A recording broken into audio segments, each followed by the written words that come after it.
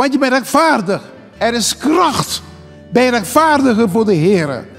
Daar moet de rechtvaardige meer gaan staan op het woord van de Heer. En gaan belijden het woord. En gaan het woord nemen. En gaan geloven. God, u bent met me. Al de dagen van mijn leven. Tot aan de voleinding der wereld. En ze gaan je herinneren aan je verleden. Terwijl ze loop door. En kijk niet om. Kijk niet terug wat gebeurd is. Loop vooruit.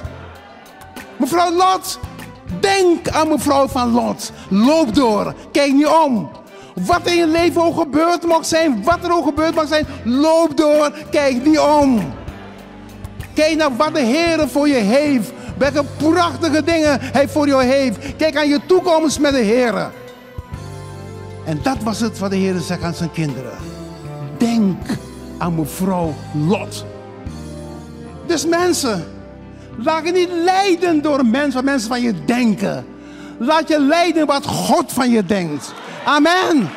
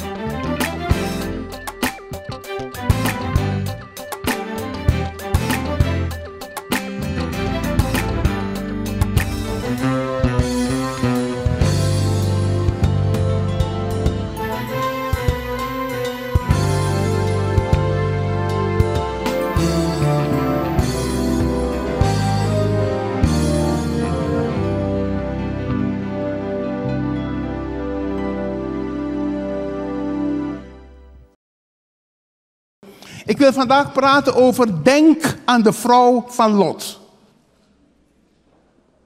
Denk, begin te denken. Begin te denken. Kijk, iedere man denkt aan een vrouw. Iedere vrouw denkt aan een vrouw of een man. Maar de Heer zegt in Lucas 17, vers 32... Lucas 17, vers 32. Denk aan de vrouw van Lot, aan mevrouw Lot. Die dame, haar naam staat niet vermeld, maar ze was getrouwd met meneer Lot. En de Heer vond het goed om ons op te wijzen dat we aan haar moeten denken. Lucas 17, vers 32. Ja. En daar staat, is een korte tekst. En daarvoor praat ik vandaag. En die korte tekst is, denk aan de vrouw van Lot. Maar ga even terug. Vers 29. Vers 29.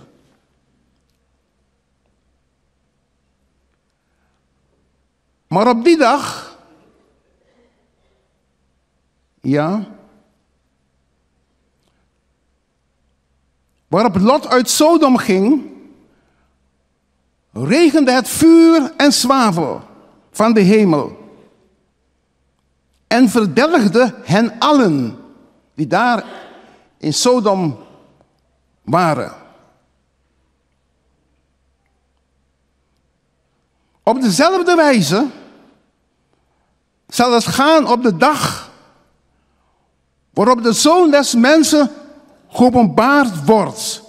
Geopenbaard wordt wil zeggen wederkomt.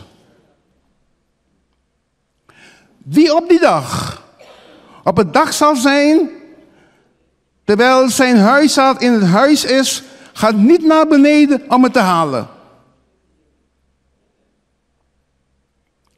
Dus als je op het dak bent, heb je dure kettingen en toestanden en heel veel geld en kostbaarheden. Een Chanel-tas, een Louis Vuitton-tas. Ga niet naar beneden om het te halen.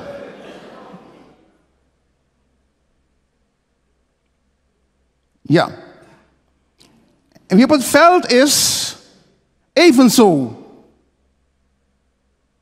Hij keerde niet terug. Denk aan de vrouw van Lot.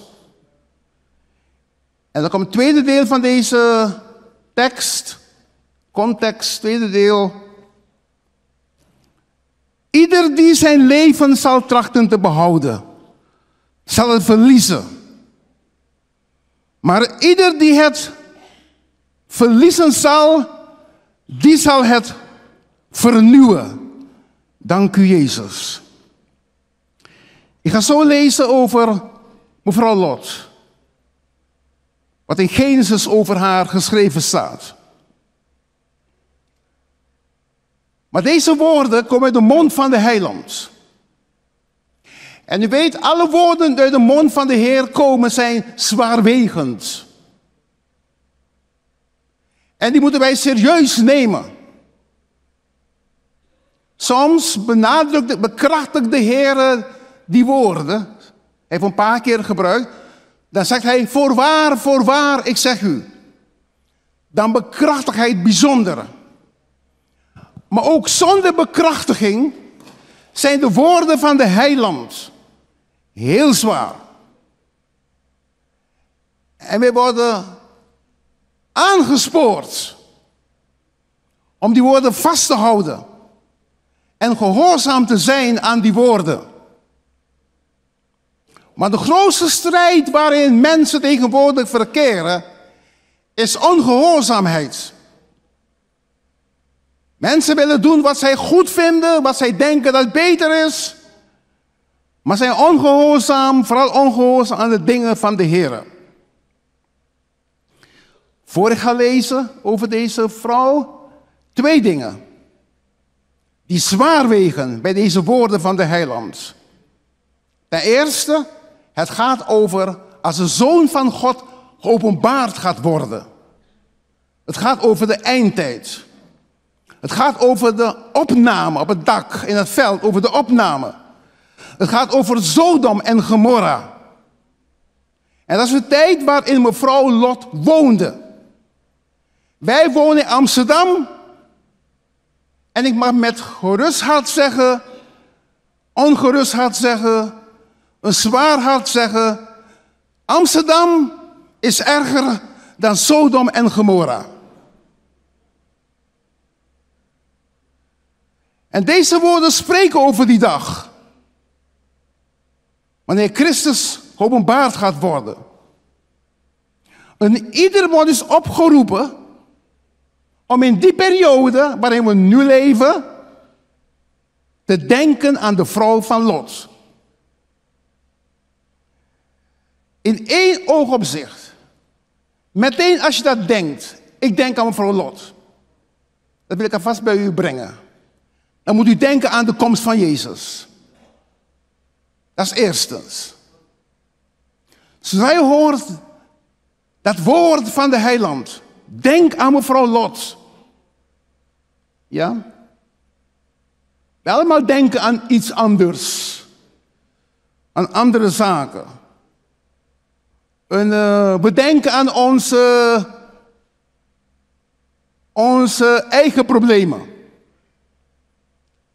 Als we in de kerk komen, oh ik heb een probleem, ik ga naar de kerk.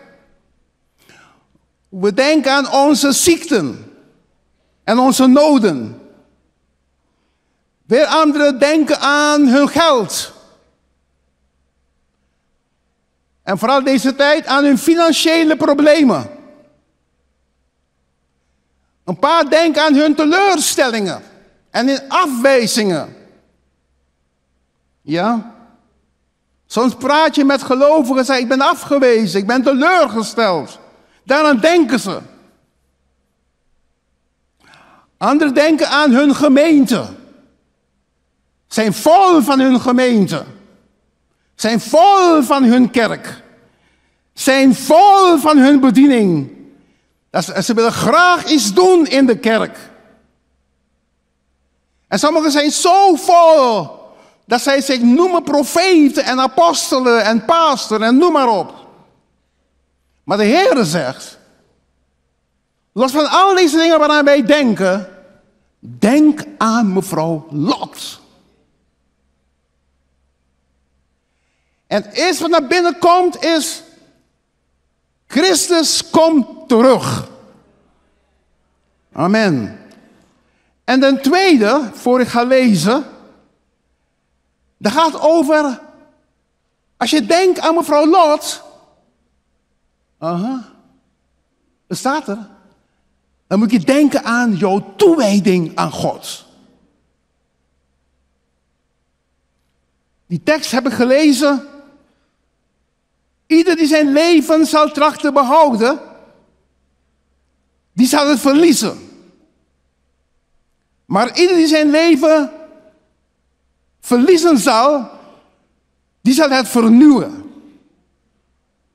Je geeft je over aan Christus. Denk aan mevrouw Lot. Dus 2 dingen waarin je denken moet. Als je denkt aan mevrouw Lot, ten eerste aan de openbaring van Jezus Christus. Er is er heel veel over gepraat, gelovigen, heel veel. En ten tweede, denk aan je toewijding. Je overgave aan Christus. Geen overgave aan de kerk. Dat is mooi. Maar als je denkt aan mevrouw Lot, dan denk je aan je persoonlijke overgave. Er staat een ieder die zijn leven, een ieder, dat is persoonlijk. Dat kan de kerk niet voor jou doen. Dat kunnen jouw vrienden in de kerk niet voor je doen. Dat kunnen de pastors, ouderlingen niet voor je doen. Toewijding aan God moet je zelf doen. Amen, gelovigen. Denk aan mevrouw Lot. En kijk, deze zegt, denk aan mevrouw Lot. Hier is hij niet persoonlijk. Denkt is iedereen, de hele gemeenschap, de gemeente, moet denken aan mevrouw Lot. Hij heeft niet gezegd denk, hij zegt denkt, met een T erbij. Hij wil iedereen erbij betrekken. Om zich voor te bereiden. Om Jezus te ontmoeten als hij terugkomt. En er wordt een vergelijking gemaakt met Sodom en Gomorra. Maar dat is weer een andere tijd. Eerst gaan we lezen uit het woord. Uit Genesis. Genesis 13. Eerste boek van de Bijbel.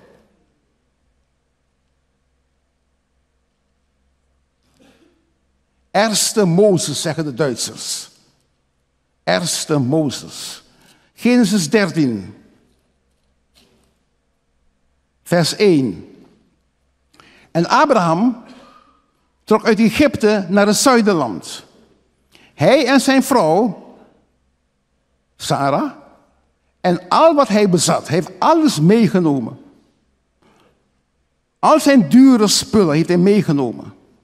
En Lot met hem. Hij nam alles mee, zijn vrouw, zijn familie, alles mee. Had geen kinderen toen. En Lot nam hij ook mee. Abraham was nu zeer rijk. Rijkdom is geen verkeerde ding. God wil hebben dat het goed gaat met zijn kinderen. Abraham was nu zeer rijk. Aan vee, aan zilver, aan goud had Abraham. En hij ging van de ene pleisterplaats naar de andere.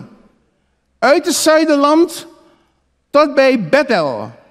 De plaats waar zijn team in het eerst gestaan had. Tussen Bethel en Ai. En Ai van geschiedenis. Komt later voor in de Bijbel weer. Naar de plaats van het altaar. Zie je, hij had een altaar. Hij had een gebedsrelatie. Hij had een relatie met God. En die hij daar vroeger gemaakt had. En Abraham riep daar de naam des Heren aan. En ook Lot. die met Abraham medeging, had schapen, ook Lot had schapen en runderen en tenten. Maar het land liet niet toe dat zij tezamen bleven wonen. Want hun haven was talrijk, zodat zij niet tezamen konden wonen. Daardoor ontstond er twist tussen de herders van Abrahams vee, en de herders van Lots vee. Er kwam een ruzie tussen twee familieleden. En dat lijkt in deze tijd heel veel voor te komen. De Kanaanieten nu en de Perizzieten woonden toen in het land. Dus zei Abraham tot Lot: laat toch geen twist zijn tussen mij en u en tussen mijn herders en uw herders, want wij zijn mannenbroeders. Ligt het gehele land niet voor u open? Scheid u toch van mij af. Het zij naar links, dan ga ik rechts. Het zij naar rechts, dan ga ik links. Toen sloeg Lot zijn ogen op en zag dat gehele streek van Jordaan was rijk aan water. Voordat de Heere Sodom en Gomorra verwoest had, was zij tot Zoar, toe de hof des Heeren, als het land Egypte. Dat gebied was prachtig. Dus koos Lot voor zich de gehele streek van de Jordaan en Lot brak op naar het oosten. Abraham was geroepen. Abraham moest gaan. Hij nam Lot mee. Maar toen het kwam op al die pracht en praal, heeft Lot gezegd: ik ga eerst kiezen. Toen koos hij eerst. Abraham dacht: nospang, God is met me. Wat overblijft, hij gaat me nog meer zegenen. Amen. Even zien. Abraham bleef wonen in het land Kanaan. En Lot vestigde zich in de steden van de streek en sloeg zijn tenten op tot bij Sodom. Hij woonde nog niet in Sodom. Hij sloeg zijn tenten op bij Sodom. Maar gaandeweg trok hij dieper in. De mannen van Sodom nu waren zeer slecht. Zeer slecht. En zondig tegenover de Heere. Prijs God. Dat wil ik bijlezen.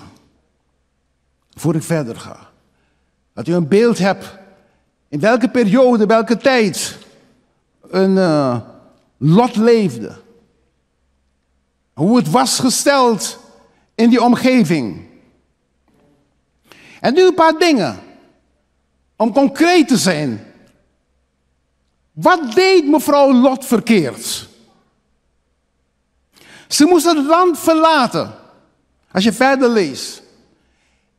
Engelen hebben hen gedwongen om het land te verlaten. Engelen. Want ze wilden niet weg. Ze was zo verpand aan al die rijkdom, al die mooie dingen. Dat ze dacht: ik ga niet weg. Ik wil blijven hier. Zoveel mooi, een prachtige woning, al die andere zaken. Dus toen die engelen zeiden: mevrouw, vlucht, want God gaat die stad verwoesten. Dacht mevrouw Lot: ik ga niet weg. Dacht meneer Lot: ik ga ook niet weg. Maar engelen forceerden ze om weg te gaan. Want de Bijbel zegt, ze waren rechtvaardig. Lot was een rechtvaardige man. En God zei: ik ga niets doen. Zolang jullie hier zijn, kan ik die stad niet verwoesten. En dat weet ik. En de dingen die om ons heen gebeurden, moesten al lang vreselijke dingen in Amsterdam gebeurd zijn. Maar wij zijn hier. Wij zijn in de stad. Als hij maar 10 rechtvaardigen, bad Abraham: het gaat niet gebeuren. En God zei aan Lot: ik kan niets doen in deze stad. Ik kan niets doen. Ik kan die stad niet verwoesten. Zolang jullie hier zijn. Want je bent rechtvaardig. Er is kracht bij rechtvaardigen voor de Heer. Daar moet de rechtvaardige meer gaan staan op het woord van de Heer. En gaan belijden het woord. En gaan het woord nemen. En gaan geloven: God, u bent met me.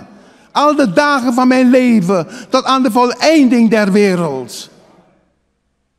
En engelen hebben hen moesten dwingen om weg te gaan. Ze waren zo verknocht aan al die mooie dingen. Het is raar, hè? Maar toen ik dit aan het voorbereiden was 2 weken geleden. Toen dacht ik, gaat me ook een keer overkomen dat ik weg moet. Dan moet ik al die mooie dingen, souvenirtjes enzovoort, moet ik laten. Ik vond het heel erg. Ik denk, Heere, dat is erg. En wat het ergste vond, Evelien, ik heb heel veel schoenen.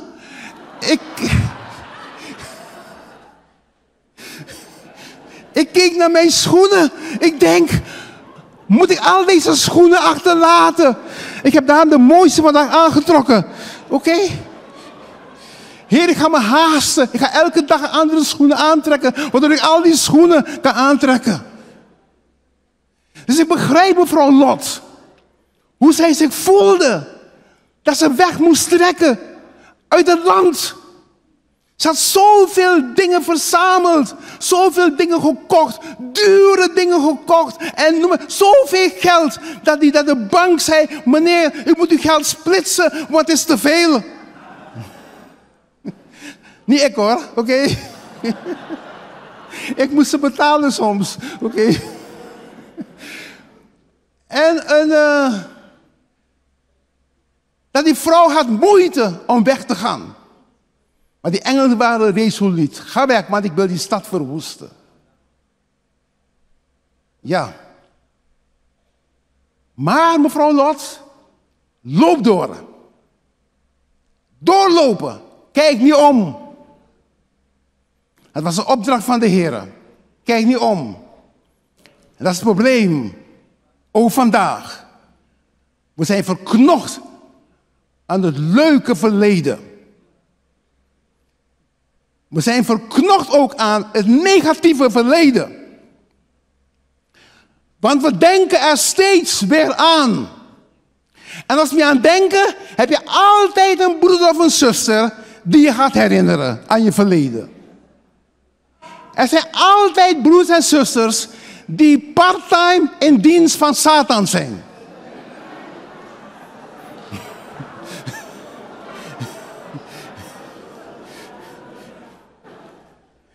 En ze gaan je herinneren aan je verleden. Terwijl ik zeg, loop door en kijk niet om. Kijk niet terug wat gebeurd is. Loop vooruit. Mevrouw Lot, denk aan mevrouw van Lot. Loop door, kijk niet om. Wat in je leven ook gebeurd mag zijn, wat er ook gebeurd mag zijn, loop door, kijk niet om. Kijk naar wat de Heer voor je heeft. Welke prachtige dingen Hij voor je heeft. Kijk aan je toekomst met de Heer.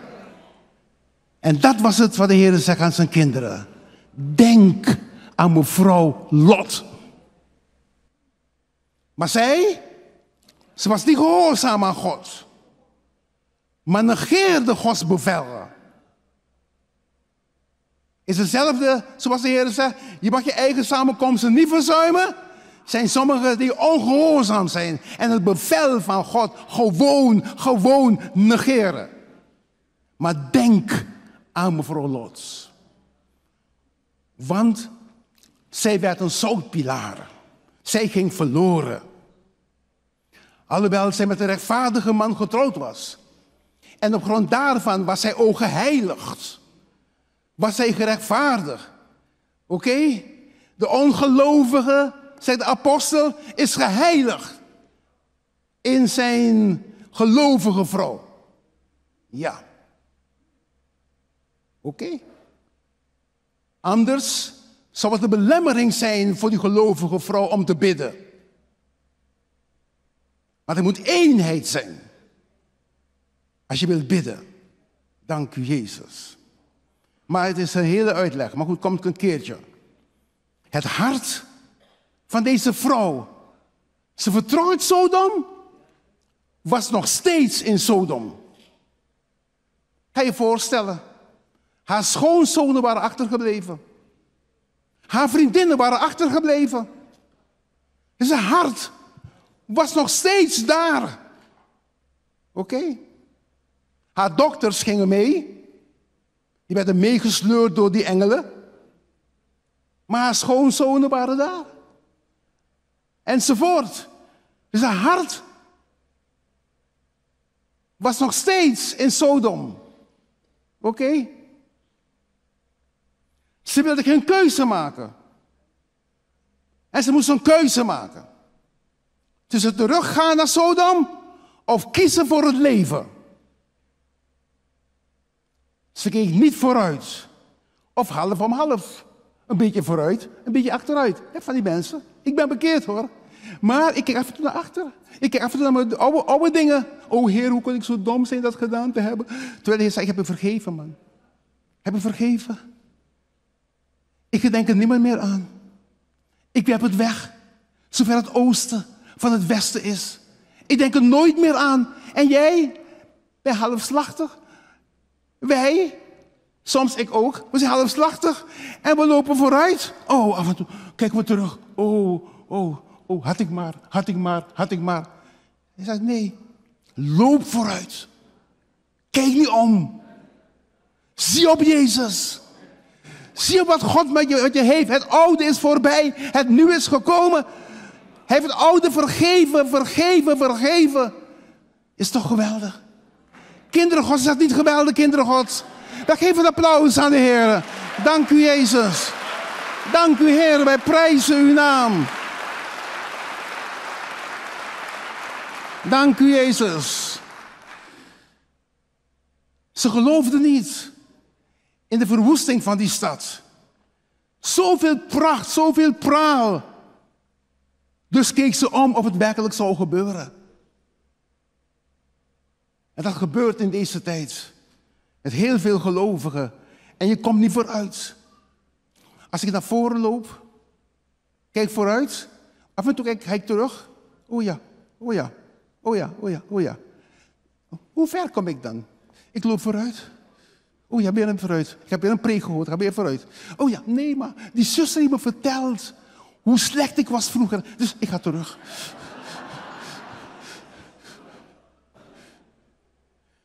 Je komt niet vooruit. Dus mensen, laat je niet leiden door mensen, wat mensen van je denken. Laat je leiden wat God van je denkt. Amen. Dank u, Jezus. Dank u, Jezus. Prijs uw naam. Oké. Waarom wil God niet dat we moeten omkijken? Want een negatieve verleden kan onze toekomst verwoesten. Je komt niet vooruit. Heb ik net uitgebeeld. Het kan je toekomst verwoesten, vernietigen. Het verleden kan je belemmeren om vooruit te gaan. Zelfs het positieve verleden kan je belemmeren om vooruit te gaan. Als je steeds gaat denken, God heeft mij toen gezegend. Dan heb je dan tijd om te denken, God gaat mij nu ook zegenen. Zelfs dat kan je belemmeren. Oké? Mensen zijn mensen. Ik haal aan dat ze part-time in dienst van de duivel zijn soms. Zelfs als ze in de kerk komen elke week. Ze kunnen je pijnigen. Door op je verleden te wijzen, kunnen ze je pijnigen. Oké? Sommigen denken dat Satan je met rust laat als je bekeerd bent. Nee, hij wil je toch in dienst houden. Hij is niet blij dat je ontslag genomen hebt. Dat je bij anderen in dienst bent, gaan bij Jezus bent gaan dienen. In dienst bij Jezus. Hij gaat alles doen om je vast te houden. Hij gaat je salarisverhoging geven. Dat je kan blijven bij hem. Hij gaat je mooie taken in de kerk geven. Dat je bij hem kan blijven.